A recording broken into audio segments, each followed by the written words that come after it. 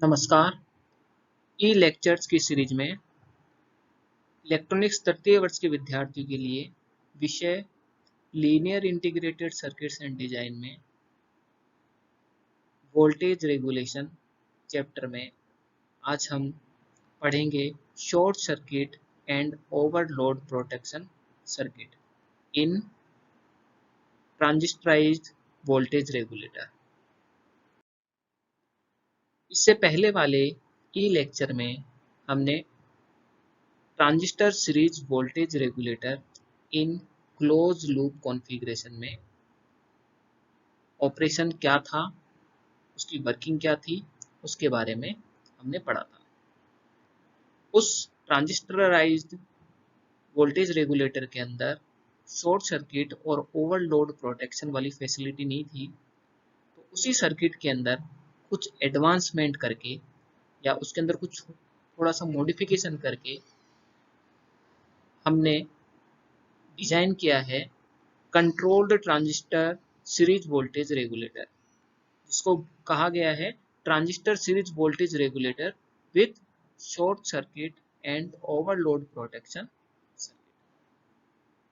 तो पहले वाले कॉन्फ़िगरेशन के अंदर ये जो ट्रांजिस्टर Q3 और एक इस R5 रेजिस्टेंस, जिसको करंट सेंसिंग रेजिस्टेंस कहा है, वो उस पूर्व वाले या इससे पहले वाले सर्किट में ये कॉन्फ़िगरेशन नहीं था। उसी कॉन्फ़िगरेशन के अंदर कुछ मॉडिफिकेशन करके जो ट्रांजिस्टर Q1, जिसको सीरीज पास ट्रांजिस्टर कहा था, उस सीरीज पास ट्रांजिस्टर के बेस और लोड के बीच में एक करंट लिमिटिंग सर्किट कनेक्ट किया हुआ है। यह current limiting circuit short circuit और ओवरलोड जो सर्किट है उसकी प्रॉब्लम को रिमूव करता है।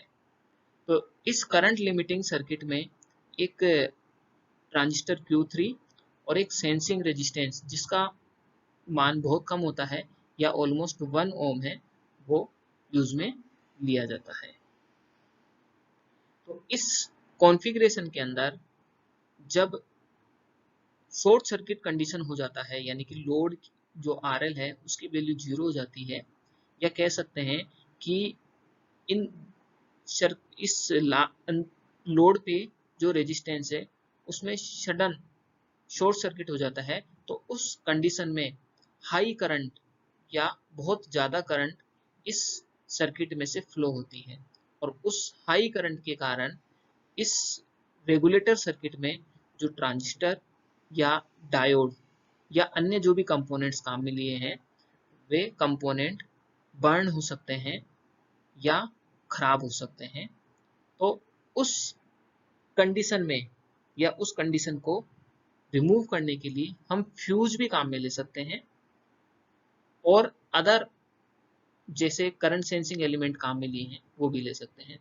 लेकिन जनरली फ्यूज क्यों काम में नहीं ले सकते? क्योंकि जो ट्रांजिस्टर की जो स्विचिंग होती है, उनकी स्विचिंग की स्पीड कंपैरेटिवली फ्यूज से ज़्यादा होती है। तो उस कंडीशन में जब तक फ्यूज वर्क करेगा तब तक ट्रांजिस्टर अपना वर्क परफॉर्म करेगा, और अपना शॉर्ट सर्किट की कंडीशन में अगेन ट्रांजिस्टर बर्न हो जाएंगे या ब्रेक हो जाएंगे। तो इसलिए उस कंडीशन को रिमूव करने के लिए इस कॉन्फ़िगरेशन में एक्स्ट्रा करंट सेंसिंग रेजिस्टेंस और ट्रांजिस्टर काम में लेते हैं। इसकी वर्किंग को समझने के लिए देखते हैं। If the load resistance RL is reduced, ये लोड रेजिस्टेंस आउटपुट में जो लोड रेजिस्टेंस उसकी बात कर रहे हैं। If the load resistance RL is reduced और load terminal are shorted accidentally, यानी कि किसी भी कारण से अगर ये लोड टर्मिनल शॉर्ट हो जाता है, तो उस कंडीशन में क्या होगा? A very large load current will flow, यानी कि बहुत ज्यादा करंट इसमें से फ्लो होगी। इट में destroy the past transistor Q1 diode और पॉसिबली सम अदर कंपोनेंट्स। तो इस कंडीशन में क्या हो सकते हैं? ये जो पास्ट ट्रांजिस्टर है ये अपना डैमेज हो सकता है, डायोड डैमेज हो सकते हैं, और अदर कंपोनेंट्स जो सर्किट में काम में लिए गए वो डैमेज हो सकते हैं। Fuse protection will not prove adequate because the transistor may get damaged in a very small fraction of a second। यानी कि फ्यूज प्रोटेक्शन इस तरह के कॉन्फ़िगरेशन में काम में नहीं लेते हैं। क्यों नहीं लेते हैं? क्योंकि फ्यूज वर्क करेगा उससे पहले ही, यानी कि कुछ फ्रैक्शन ऑफ सेकंड्स के अंदर ही ट्रांजिस्टर क्या हो जाएंगे, वर्किंग कंडीशन में आ जाएंगे और डैमेज हो जाएंगे। तो इसको अवॉइड करने के लिए क्या करना पड़ेगा? To avoid this situation a current limiting circuit. और कौन सा है करंट लिमिटिंग सर्किट? ये ट्रांजिस्टर Q3 और ये सेंसिंग रेजिस्टेंस, ये दोनों मिलकर करंट लिमिटिंग सर्किट बनाते हैं। तो to avoid this situation a current limiting circuit Q3 and R5 is added to a series regulator. यानी कि जो सीरीज पास ट्रांजिस्टर है, इस सीरीज रेगुलेटर के सीरीज में इस करंट लिमिटिंग सर्किट को कनेक्ट कर देते हैं। With normal load current transistor Q3 remains off because the voltage drop across resistor R5 is small. Under this condition, the circuit works normally. यानी कि normal condition की अगर बात करते हैं, नॉर्मल कंडीशन किसको कह रहे हैं? कि शॉर्ट सर्किट और ओवरलोड वाली कंडीशन नहीं आई है। तो शॉर्ट सर्किट और ओवरलोड की कंडीशन नहीं आई है, तो इस सीरीज जो R5 रेजिस्टेंस काम में लिया है, उसमें से जो करंट फ्लो होगी, उस करंट का मान इतना नहीं होगा कि इस जो ये ट्रांजिस्टर Q3 है उसको कंडक्ट करा दे। क्योंकि इस ट्रांजिस्टर Q3 को कंडक्शन वाली कंडीशन में आने के लिए मिनिमम 0.6 या 0.7 वोल्ट चाहिए। नॉर्मल कंडीशन में इस R5 जो कि 1 ओम है, उसके अक्रॉस इतना ड्रॉप नहीं होता है कि वह 0.6 या 0.7 वोल्ट हो जाए। अगर 0.6 या 0.7 वोल्ट से ज़्यादा वोल्टेज होगा तो ही उसी कंडीशन में Q3 ट्रांजिस्टर कंडक्ट करेगा, अदरवाइज नहीं करेगा। और जब तक ये कंडक्ट नहीं करेगा तब तक Q3 कंडक्ट नहीं कर रहा, मींस इस सर्किट के अंदर इसका कोई रोल नहीं है इस कंडीशन में। तो उस कंडीशन में ये सिंपल जो transistor series voltage regulator using feedback जो पढ़ा था, सेम उसकी तरह बिहेव करेगा। नेक्स्ट अब बात करते हैं with the excessive load current. यानी कि अब एक्सेसिव लोड करंट कब होगी? जब आउटपुट टर्मिनल शॉर्ट हो गए हैं, तो एक्सेसिव लोड करंट यानी कि RL लोड रेजिस्टेंस का मान 0 हो गया है। तो 0 हो गया तो उस कंडीशन में एक्सेस करंट इसमें से फ्लो होगी। तो उस कंडीशन में क्या होता है देखते हैं। With the excessive load current the voltage drop across R3 becomes large enough to turn transistor Q3 on. यानी कि जब एक्सेसिव करंट फ्लो होगी, मींस शॉर्ट सर्किट वाली कंडीशन आ गई है, तो उस कंडीशन में R5 के अक्रॉस करंट ज़्यादा फ्लो होगी। और करंट ज़्यादा फ्लो होगी तो यहाँ पर इसके अक्रॉस जो ड्रॉप होगा, यानी कि जो करंट और 1 ओम को मल्टीप्लाई करूंगा तो वो वोल्टेज ड्रॉप आएगा। और उस वोल्टेज ड्रॉप का मान इस V3 और E3 के बीच का जो ड्रॉप होगा, ये दोनों सेम रहेंगे और उसकी वैल्यू बढ़ जाएगी। और जब बढ़ जाएगी तो ये ट्रांजिस्टर Q3 क्या हो जाएगा? कंडक्ट करेगा। जितना ज़्यादा कंडक्ट करेगा उतनी ही, जितना ज़्यादा इसका कंडक्शन होगा, इस कलेक्टर जो C3 है, इसके कलेक्टर के अक्रॉस करंट का मान बढ़ जाएगा। और कलेक्टर के अक्रॉस करंट का मान बढ़ जाएगा तो क्योंकि इनपुट से जो I3 करंट आ रही है वो ऑलमोस्ट कांस्टेंट है, तो इस कंडीशन में ये कलेक्टर करंट, ट्रांजिस्टर Q3 की कलेक्टर करंट इंक्रीज होती है। तो जो सीरीज पास ट्रांजिस्टर है, ट्रांजिस्टर Q1, उसके अक्रॉस बेस करंट का मान कम हो जाएगा। और बेस करंट का मान कम होगा तो उस कंडीशन में ये सीरीज पास ट्रांजिस्टर क्या होगा? इसका कंडक्शन कम होगा और कलेक्टर टू अमीटर जंक्शन के अक्रॉस जो रेजिस्टेंस आएगा, उस रेजिस्टेंस का मान बढ़ जाएगा। और उसके बढ़ने से यहाँ पे वोल्टेज का ड्रॉप बढ़ जाएगा। और वोल्टेज का ड्रॉप बढ़ जाएगा तो एक्स्ट्रा करंट आउटपुट की तरफ फ्लो नहीं होगी और जो शॉर्ट सर्किट वाली जो कंडीशन थी वह रिमूव हो जाएगी। तो वापस देखते हैं। With the excessive load current the voltage drop across R5 becomes large enough to turn transistor Q3 on. The collector current of transistor Q3 flow through R3, thereby decreasing the base voltage of transistor Q1, यानी कि collector current इधर बढ़ गई transistor Q3 की, लेकिन इस transistor Q1 की base current कम हो जाएगी, या ये जो बेस टू अमीटर वोल्टेज है ट्रांजिस्टर Q1 का वह कम हो जाएगा। This results in reduction of the conduction level of transistor Q1। तो इस कारण से क्या होगा, ट्रांजिस्टर Q1 का कंडक्शन कम हो जाएगा, और कंडक्शन कम होगा तो लोड करंट की वैल्यू कम हो जाएगी, जो कि पहले एक्सीडेंटली बढ़ गई थी। Thus, further increase in load current is prevented, यानी कि बढ़ी हुई लोड करंट क्या हो जाएगी, वह कम हो जाएगी और अपना सर्किट क्या हो जाएगा, बच जाएगा। When load resistance RL is infinite, यानी कि दूसरी कंडीशन क्या लेके चल रहे हैं कि लोड रेजिस्टेंस RL की वैल्यू क्या है, इनफाइनाइट है, और इनफाइनाइट का मतलब ओपन सर्किट है। तो इस कंडीशन में the output voltage is regulated and has a value of V required. The load current IL is 0 for this operating condition। तो इस कंडीशन में क्या होगा, जब लोड की वैल्यू यानी कि RL इनफाइनाइट है तो ये ओपन है, और ओपन है तो इसके अक्रॉस करंट की वैल्यू 0 हो जाएगी। When RL decreases, यानी कि इसकी वैल्यू अब डिक्रीज होती है, इनफाइनाइट से कम होती जाती है, तो load current IL increases up to the point where RL becomes equal to the RL minimum। तो उस कंडीशन में जैसे लोड रेजिस्टेंस का मान कम होता जाएगा, तो उस कंडीशन में लोड करंट जो है वो बढ़ती जाएगी, और एक पॉइंट तक बढ़ती रहेगी जहां पर RL मिनिमम के इक्वल होता है।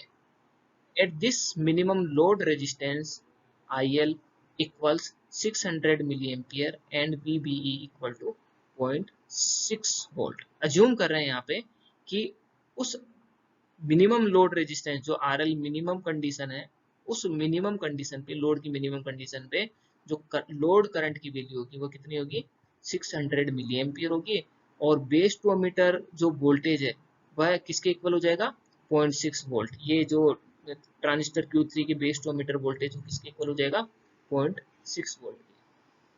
इसके बाद क्या होगा, beyond this point transistor Q3 turns on and the current limiting sets in, यानी कि अब रेजिस्टेंस की वैल्यू और कम होती है तो उस कंडीशन में IL का मान और बढ़ेगा, और IL का मान बढ़ता है तो इस Q3 के across base to emitter voltage का मान बढ़ेगा, यानी कि 0.6 वोल्ट से ज्यादा होगा, और ज्यादा होगा तो ये ट्रांजिस्टर Q3 क्या करेगा, मोर कंडक्ट करेगा। तो मोर कंडक्ट करने से क्या होगा, कलेक्टर करंट बढ़ेगी, और कलेक्टर करंट के बढ़ने से ये बेस जो ट्रांजिस्टर Q1 है उसके बेस के अक्रॉस करंट कम होगी, यानी कि ये वाला जो ट्रांजिस्टर Q1 है वो कम कंडक्ट करेगा, कम कंडक्ट करेगा तो उससे क्या होगा, यानी कि आउटपुट में जो एक्स्ट्रा करंट फ्लो हो रही थी या एक्स्ट्रा लोड जो आ गया था वह लोड वापस क्या हो जाएगा, मिनिमाइज हो जाएगा।